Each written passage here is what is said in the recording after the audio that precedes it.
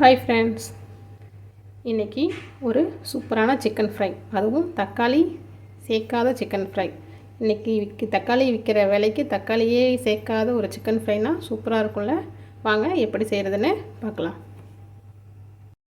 நான் ஒரு 3/4 kg போல் chicken எடுத்திருக்கேன். அதை நல்லா வாஷ் பண்ணிவிட்டு மஞ்சள்தூள் போட்டு வச்சுருக்கேன். இது கூட சிக்கனுக்கு தேவையான அளவு சால்ட்,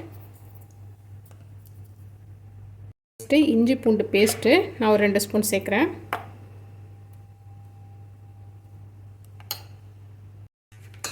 இது கூட கொஞ்சம் கரம் மசாலா,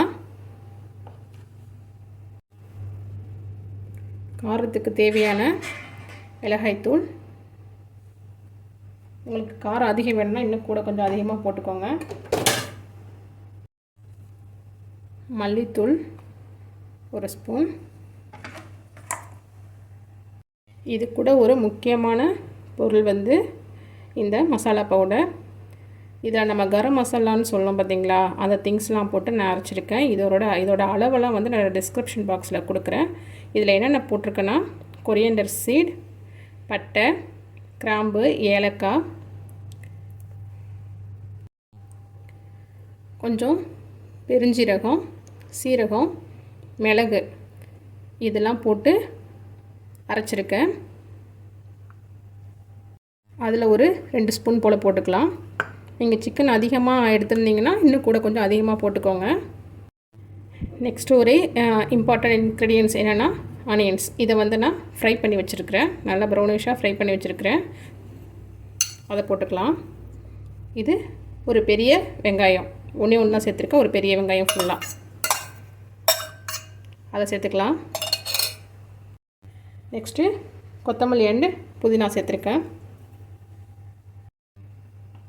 லாஸ்ட்டாக நம்ம கர்ட் சேர்க்க போகிறோம். தயிர் அது ஒரு 4 ஸ்பூன் போல் போட்டுக்கிறேன். தக்காளி சேர்க்காததுனால இந்த புளிப்புக்கு இதில் தயிர் மட்டும்தான்.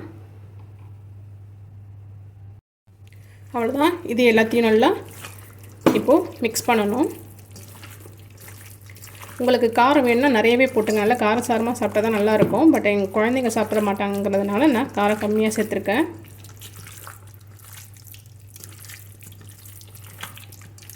நல்லா பிசைஞ்சிட்டு இது ஒரு 1/2 hour போல் ஊற விட்டுருங்க.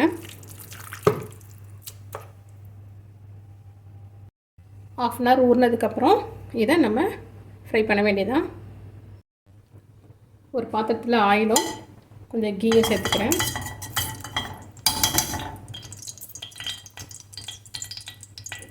கொஞ்சம் கரம் மசாலா, சின்னதாக ஒரு பிரியாணி இலை, சின்ன பட்டை, 2 கிராம்பு.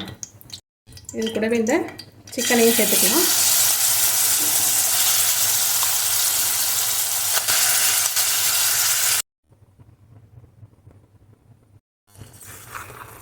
நல்லா கலந்து விடுங்க.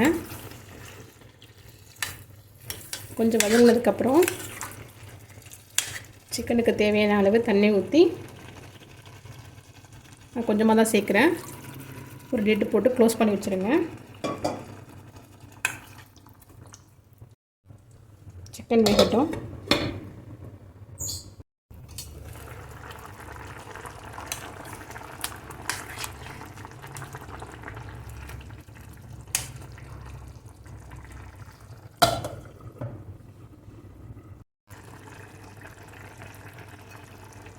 உங்களுக்கு கிரேவி மாரி வேணும்னாலும் நீங்கள் எடுத்துக்கலாம். இல்லை நல்லா ஃப்ரை மாரி வேணுனாலும் இன்னும் தண்ணியில் நல்லா சுண்டட்டும். சால்ட்டு செக் பண்ணிக்கோங்க.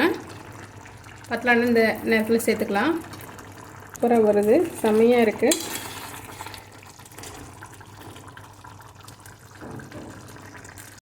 பாருங்கள், அழகாக ரெடி ஆயிடுச்சு. நான் இந்த ஸ்டேஜில் எடுத்துக்க போகிறேன். ஏன்னா இந்த கிரேவியை அப்படியே ரைஸில் போட்டு சாப்பிட்டோம்னா இன்னும் சூப்பராக இருக்கும். உங்களுக்கு இன்னும் ட்ரையாக வேணும்னா இன்னும் கொஞ்சம் நேரம் நீங்கள் குக் பண்ணால் ஃபுல்லாக ட்ரை ஆகிடும். பாருங்கள் எவ்வளோ அழகாக எம்மியாக ரெடி ஆகிடுச்சுன்னு. இதை நீங்களும் வீட்டில் ட்ரை பண்ணி பார்த்துட்டு எனக்கு எப்படி இருக்குன்னு கமெண்ட் பண்ணுங்கள். வீடியோ பிடிச்சிருந்தால் லைக் பண்ணுங்கள்.